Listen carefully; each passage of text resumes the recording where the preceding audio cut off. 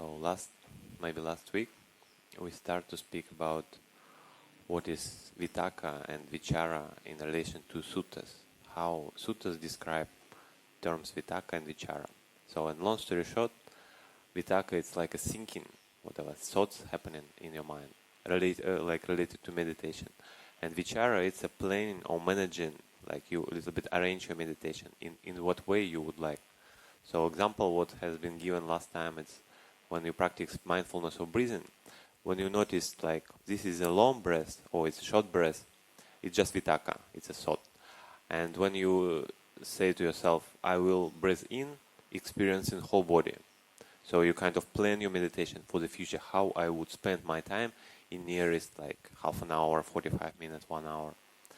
So, and now if you understand the vitakka vichara like this, like how they describe in sutta, it's interesting, like usually you start to notice that in many suttas there are a lot of examples of vitakka. What Buddha just give us some instruction, like what kind of thoughts or what kind of reflection to use to direct your mind to some direction, to like from one state, usually from one wholesome state, how to guide mind to wholesome state using vitakka, using some thoughts, using some reflection in your mind. So, and like first part of this reflection is just like reminder. I remind myself. We will go through some examples, but I remind myself about something, and then because I remind myself, I able to see things. So first I kind of guide my mind, like it's like a sign, but then I see what's actually there. So, and this is interesting things when you start to understand that this is thoughts, this like wholesome reflections. They're very beneficial, and like it's good to pay attention and kind of memorize in which context Buddha give us this or this instruction and where do they lead. So we go through some examples. For example, in Alagaddūpama Sutta, Majjhima Nikaya, it says like that disciple of the Noble One who understands the Dhamma and so on, he see or regards form. In this case, form. This is not me. This I am not. This is not myself. So this is quite common reflection, but it is kind of vitakka. So first he reminds himself. He sees the form and he reminds himself because he maybe saw something in the past, or he had even some insight, or even at the first time he read the sutta and he out of faith want to try in practice what it means. What it means, I am not this. This is not mine. And this is kind of first reflection in his mind. And then, if he is lucky, he sees things as not him, not mine. So it's one of the example when kind of one reflection lead to insight. Usually it's lead to insight. So it's kind of very different if you understand vitakka as directing your mind towards the object. Because if you understand this just directing and sustaining, there's no possibility of reflection in this state. Like first state of meditation, it's like without hindrances and with vitakka and vichara. And because you without hindrances, the joint happiness arises. So if you understand vitakka vichara in sutta domain, in sutta area, you can reflect in first jhana. You can really like do deep vipassana in first jhana, and because you in this state of clean mind and joint happiness, your reflection would be very beneficial. Your reflection would give you some fruits. So again, it's like a point the mind to right direction. Another example in Mahāhatthipadopama Sutta, Majjhima Nikaya, it says like, in the situation, so there is a context, in the situation when the person has been abused or has been like criticized, so people strongly criticize him, and he see or he reflect, these painful feelings born from ear contact has a reason in me. So first it's just reflection, it's just mental kind of thinking or vitakka. There is like unpleasant feelings and they had been born from ear contact. And then he see, like from this reflection, he see, okay, this is really like unpleasant feelings. And okay, unpleasant feelings he may see straight away, like it's kind of observable things. But that they come from ear contact, this is pure reflection. This is because he knows like that feelings come from contact. And he reflects, okay, feelings come from contact. Contact with ear, I feel unpleasant feelings. And like kind of reflecting this, he sees that contact is impermanent, feelings is impermanent, my reaction on this is impermanent. And then he starts to see it as impermanent. And then result of this, his mind becomes steady, stable, and samadhi, and like settled. So it's interesting how vitakka in some context can lead to samadhi, can lead to stability of the mind. So again, like interesting example that vitakka as a reflection can lead to stability of mind in this case. In kāyagatāsati Sutta, also a lot of examples of vitakka. He say like while walking, he understand I'm walking. You know, this common like while sitting, I understand I'm sitting, while standing. So this full posture meditation. So it's also, it starts from vitakka. Like I arouse, generate thoughts in my mind. I'm sitting, yeah, and I try to be with this thought or be with this understanding of the sitting continuously. So this is the purpose of meditation. Again, like thought bubble, like just idea or thought lead to some experience and lead to stability of mind or even insight. So also a reflection on 32 body parts. It's also pure vitakka. So he regards this body as a like body hair, like head hair, body hair, nails, like kesa, loma. You know, from Bhante Devamitta, it's very his favorite. So it's thought. And by the way, why guided meditation very effective? Like when you practice with, let's say, Bhante Devamitta, this kesa, loma, because he gives you some vitakka, he gives you some thoughts, what you reflect. You reflect, okay, hairs of the head, and you like imagine them or understand them, hairs of the body. After you direct your mind towards this, you see it. And when these like vitakkas or thinking or guidelines come from outside, when we hear this kind of guided meditation, it's easy to follow. Yeah, it's more difficult to lost in your own thoughts, because from outside there is some guidance, there is something.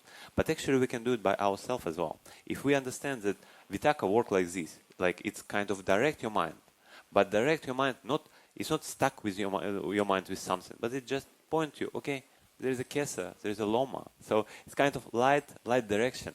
And you can direct your mind anywhere, from any unwholesome state, from the worst unwholesome state. You can direct your mind at least a little bit better, at least a little bit. Like even small reminder about sati, about mindfulness. Like if you lost yourself in any worries or any like even kind of depression, just one word, mindfulness, can little bit direct your mind towards, okay, what I feel in the body, in the mind, what is mindfulness, how I understand it. It's like straight away you little bit away from your depression, from your unwholesome mental state. So it's one vitakka. It's like so beneficial, especially when you really like spend some time. What is mindfulness? You try to understand. You kind of practice maybe open awareness. What is mindfulness? What is awareness? So, and maybe the last example of this kind of vitakkas in indriyabhāvanā Sutta. So some context. So when a bhikkhu sees form with the eye, there is arise in him what is pleasant, unpleasant, or neutral. So it's just kind of precondition. When I see form with the eye, it's arise with me like pleasant, unpleasant, or neutral, and I naturally like react on it. For pleasant, I try to kind of make it more stable. I like it. For unpleasant, I want to be away from this. Neutral, usually we ignore. We just not notice it. So, and what he understand, or what kind of vitakka happening in his mind. So he observed, there is a reason in me, pleasant, unpleasant, or neutral. It's a pure observation. But then he reflect, this is conditioned, this is gross, and this is dependently arisen. So this kind of words, what initially he judged himself. But then he tried to reflect, what means conditioned? What means gross? What means dependently arisen? He's tried to understand, okay, feelings, it depends on contact, like we discussed before, and so on. And so he sees things in this way, by help of vitakka. And then he reflects, but there is something else, what is peaceful, what is stable, and what is equanimity. So at the moment he didn't have equanimity, he had reactivity, but he directed his mind towards equanimity. He kind of tell himself, this is peaceful, compared to this is subtle, this is peaceful, this is wonderful. I would like to direct my mind there. And he lead his mind from reactivity to non-reactivity by just kind of direct his mind there. So it's not something, we may call it like superhuman ability when he become master of this. But actually the practice, anyone can do it. Yeah, it's only difficult to sustain it, difficult to do it again and again and always. But at least to have one experience, okay, this is growth, and actually the equanimity is much more subtle. This reflection in your mind, anyone can do. Yeah, we can think. So, and now the question is, where this vitakka and vichara, like, where we need to drop it, or to what extent we need to use it, because it's a tool, and it's like when you try to drive a bicycle, you use three-wheel bicycle when a child, yeah. But this three-wheel, it's a limitation. It cannot like give you full speed or full like all the like functions of bicycle. So sooner or later you have to abandon. You have to get rid of this. So same way with vitakka vichara. It's a useful tool. It's a good to kind of make a habit and to understand how reach the deep state of meditation using vitakka vichara. But when it's naturally become a little bit more gross, a little bit more like much more better without. And people usually report that it's not like I intentionally say, okay, it's enough for me vitakka vichara, I go to next. Sometimes yes, but most of the time you just have a small sense of, okay, it's a little bit gross for me anymore. Like this kind of active thinking, active like managing of my meditation, it's not useful anymore. My mind already stable, my mind already kind of settled. And this in suttas called noble silence, actually, because we very often in retreats we hear, okay, let us practice noble silence. And actually people means, oh, let us be just silent. But inside always happens this comment like, oh, he's this, I need to this, I need that. And people call it noble silence. But I mean, Buddhas in sutta call noble silence second jhana, when the person free from mental comments. When what's the most common sport in Malaysia? Badminton. Okay. So when you see on TV like badminton, yeah, and commentator say something, oh, this is a nice shot, oh, this is a nice like movement, oh, so on, and people usually just follow the commentaries. So whatever comments say, oh, it's a nice shot, you say, oh, yeah, it's a really nice shot. But second jhana, when you like free from thinking and free from any kind of planning, it's when this commentator just go. So you turn off the sound on TV and just watch what is happening, and you by yourself okay, this is really nice shot, yeah, this is really nice movement. So without any kind of external commentary. So same way with the meditation, you don't need it anymore. You don't need these comments, even wholesome, unwholesome, anything. But if you didn't establish yourself in the first state really like stable, if you develop the skill how using vitakka go beyond the vitakka, yeah, how the user usually gives this modern example of rocket in the space, yeah, it's like very huge massive rocket, and when he reached some level it dropped almost half or even more, so and it drop like eventually on the orbit there is very small compared to what is come. But without this big, massive part of rocket, it cannot go up. So it's very important. But we know that sooner or later we kind of need to drop it. So then I wish all of us, all of you, to like develop this skill how to use vitakka to like overcome unwholesome mental state and to develop wholesome mental state. And sooner or later, when it would be too gross or too like unnecessary, just drop it and be free from any kind of comments in your head. Sadhu, sadhu.